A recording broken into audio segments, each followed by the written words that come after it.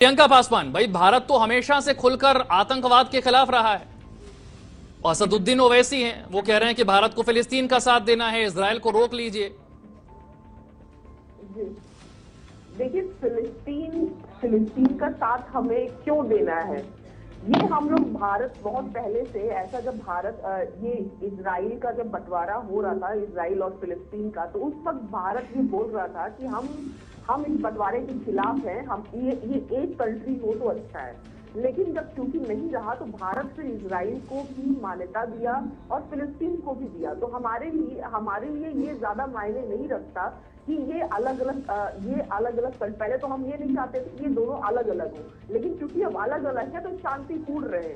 अब जब तीनों ये यरूशलेम यूएन के पास में है, फिलिस्तीन अलग हो गया, इजराइल अलग हो गया, और अभी जो सारा जो आतंकी गतिविधि है वो हमास नामक एक आतंकी संगठन लोग बोल दीजिए, या बहुत ही इस कट्टर संगठन वो जो है वो ही इसकी सारी परेशानी की पूरी जड़ है।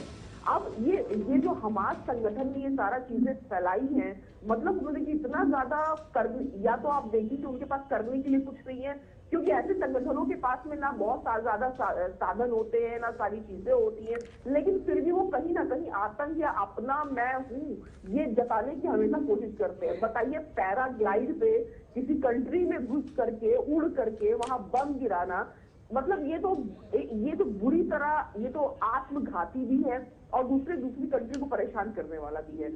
यानी आप भारत सरकार के स्टैंड से सहमत है ना? इजराइल हमास युद्ध को लेकर जो भारत सरकार का स्टैंड है, प्रियंका जी बिल्कुल सहमत है उस स्टैंड से। देखिए मैं भारत में हूँ तो मैं और किसी से सहमत होना चाहिए। मुझे तो लगता है कि भाई हम लोग तो शांति के लिए सहमत होंगे, शांति दोनों तरफ शांति ही रहे। प्रियंका पासवान, उनका जिक्र कांग्रेस वर्किंग कमेटी के उस प्रस्ताव की तरफ था जब कांग्रेस वर्किंग कमेटी ने प्रस्ताव पास करके फिलिस्तीन के समर्थन की बात तो की, इजरायल के हमले की निंदा की, लेकिन एक बार भी हमास की तरफ से किए गए आतंकवादी हमले की निंदा नहीं की, यहां तक कि उसे आतंकवादी हमला तक नहीं बताया। नहीं, अगर वो फिलिस्तीन का समर्थन कर रहे हैं और हमास का नाम नहीं ले रहे हैं और इजराइल का नाम ले रहे हैं, तो देखिए, अगर सबसे पहली बात जब स्टार्टिंग में ये सारी चीजें हुई तो अगर फिलिस्तीन का समर्थन कर रहे हैं, हमास का तो नहीं कर रहे हैं ना। तो अगर हम लोग भी अभी भी लेकिन प्रियंका जी, गलत को गलत कहने में दिक्कत कहां है? कांग्रेस वर्किंग कमेटी का प्रस्ताव गलत को गलत कहने से हिचका क्यों नहीं कह पाए कि आतंकवादी हमला इजराइल पर हुआ है और हमले का जवाब देने का अधिकार इजराइल को है? देखिए, अगर आप कांग्रेस को दोषी कर रहे हैं तो इतिहास की तमाम चीजें अगर आप खंगाल के देख लेंगे तो 1977 में वाजपेयी जी भी कहते हैं अरबों की जमीन पर इजराइल कब्जा करके बैठा, वो उसको खाली कराना होगा। तो देखिए, यहाँ बातों की खाल निकालने की बात नहीं है। यहाँ पे कांग्रेस ने भी फिलिस्तीन का साथ दिया है, लेकिन वो हमास के बिल्कुल विरुद्ध में है। और जिस हिसाब से वो हमास के लोग दुस्साहस करे, तो दुस्साहस हम कहेंगे, इसको साहस नहीं कहेंगे, इसको दुस्साहस करना। बाद इसमें कुछ है ही नहीं, फिलिस्तीन का समर्थन हुआ है, ना कि हमास का समर्थन हुआ है। वहाँ पे जो कांग्रेस ने ये भी कहा है कि युद्ध कभी भी कोई समझौता नहीं निकाल सकता, शांति समझौता निकाल सकती है। ये युद्ध नहीं है, युद्ध तो देशों के बीच में होता है, ये युद्ध नहीं है। हमास एक देश नहीं है, हमास एक आतंकवादी संगठन है, ये जंग और युद्ध नहीं है। बोलूंगी कि अगर आप चाहते हैं कि ये जंग और युद्ध नहीं, मुझे अपनी बात पूरी करने दें, फिर आप इसका जवाब दीजिए। आप मुझे अपनी बात पूरी करने दें, कांग्रेस प्रवक्ता, फिर आप जवाब दीजिए। कांग्रेस प्रवक्ता, आपका समय आपको मिल गया, मुझे मेरी बात पूरी करने। हमला हुआ इसके पक्ष में नहीं है। कांग्रेस प्रवक्ता, मुझे मेरी बात पूरी करने दें, तो आप जवाब दें। उंगली उठाना, ये सारी चीजें क्या कांग्रेस कभी भी कांग्रेस मणिशंकर अय्यर किसके नेता है? मणिशंकर अय्यर किस पार्टी के नेता है? क्या कांग्रेस के पास अपने कांग्रेस एक कमेटी की मीटिंग बुलाने के लिए उसके लिए इतना महत्वपूर्ण मुद्दा था पाकिस्तान?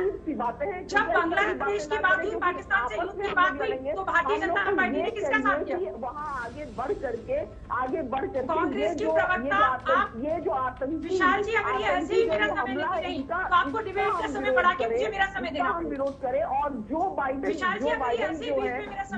जो है उनको अपना हथियार देखना। अच्छा ठीक है, मतलब आप ये कह रही ना कि आप भारत सरकार के स्टैंड के साथ हैं, लेकिन जो नेता जो बातें कर रहे हैं वो अलग हैं, वो उनकी अपनी निजी राय है, वो कांग्रेस पार्टी की राय नहीं है। फिर कांग्रेस ने बोला ही नहीं ना, कांग्रेस ने कब बोला कि हम आपके साथ में है? क्या कर सकते हैं?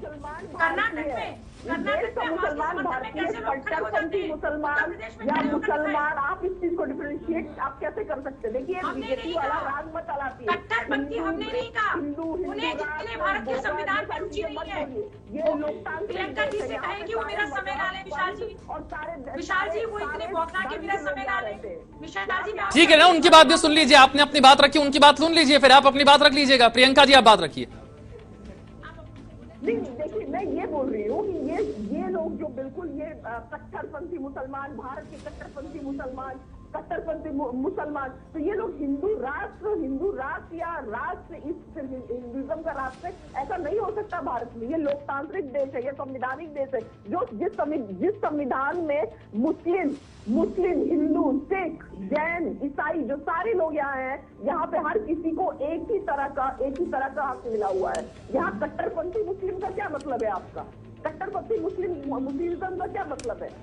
डेफिनेटली ये सारी चीजें गैर संवैधानिक है। और जिस हिसाब से आप देखिए, यहाँ पे तो हम लोग बैठ के हमास की चर्चा कर रहे हैं, लेकिन आप यहाँ के मुसलमानों की बात कर रही हैं। यहाँ पे जितना मुस्लिमों पे लिंचिंग हुई है, जितना दलितों पे लिंचिंग हुई है, बीजेपी के काल में उतना किसी में भी नहीं हुई है। आप यहाँ ये सारी चीजें छोड़िए, आप ये बात कीजिए आप कि यहाँ पे जो हमास पूरे मानवता को लेकर के, मानवता को जो ढूमिंग कर रहा है, उसपे स्टैंड भारत का यही है।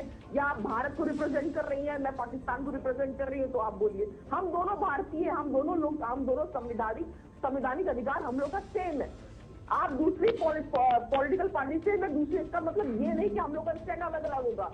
मेरे लिए संवैधानिक चीजें, संवैधानिक अधिकार अलग है, आपके लिए अलग है। ठीक है। नहीं कर सकते कि जितनी योजनाओं का बजट मुस्लिमों के लिए बढ़ाया गया, हमने उज्ज्वला की योजना, आयुष्मान योजना में नहीं देखा है मुसलमान कौन है। ये तुष्टीकरण आप करते रहे, उस देश को बर्बाद करते रहे। आप कर्नाटक में हमास के समर्थन में नारे लगते हैं, उत्तर प्रदेश में, असम में कोई हमास के समर्थन में नारे लगा के दिखा दे। किसी भी व्यक्ति को, किसी भी मनुष्य को, किसी डिबेट में और सामान्य तौर पर विशाल जी खड़े होकर हमास के समर्थन में बोलने से पहले सम्मान चाहिए। लोकतंत्र, अगर आप लोकतंत्र को मानती, अगर आप लोकतंत्र को मानते तो आप वहाँ एक कमेटी बुलाकर आप कहते अटल जी की तरह। ठीक है आशीष कुमार, ठीक है प्रियंका पासवान जी। देखिए, सबसे पहले जो ये प्रवक्ता बोली बीजेपी की हम सनातनी परंपरा निभाते हैं। आपको सनातनी परंपरा निभानी है, आपको लोकतांत्रिक परंपरा निभानी है, मानवीय मूल निभाना है। और यहाँ कांग्रेस बिल्कुल भी किसी भी तरह के आतंकवाद के खिलाफ है, किसी भी टाइप के, चाहे वो रेसिज्म हो, चाहे वो धर्म के आधार पे हो, चाहे किसी भी तरह का आतंकवाद हो, कांग्रेस इसके खिलाफ है। और यहाँ पे जो युद्ध हो रहा है, वहाँ पे एक को अपना वहाँ पे बेचना है, अपना सैन्य तंत्र बेचना है। दूसरे को हमास भी अगर जितना ज्यादा अपने को पावरफुल दिखाता है, तो वहाँ पे हमास भी अपना घटियापन में पावरफुल दिखाता है, तो उसके लिए अच्छा है। और इजराइल भी जो वहाँ पे अपना कर रहा है कि हाँ मैं यहाँ पे हूँ, सब कुछ खत्म कर दूंगा, तो ये सारी चीजें भी गलत है। इसमें वहाँ की जनता पिस रही है। यही बात सभी एक्सपर्ट्स कह रहे हैं। तो ये समय हमारे पास इतना ही है, माफी चाहूंगा मैं। प्रियंका जी बहुत बहुत शुक्रिया सभी खास मेहमानों को हमारे साथ चर्चा में जुड़ने के लिए। भाई सवाल अगर मानवता की रक्षा का है, मानव अधिकारों का है, तो किसी एक पक्ष पर यह सारी जिम्मेदारी नहीं डाली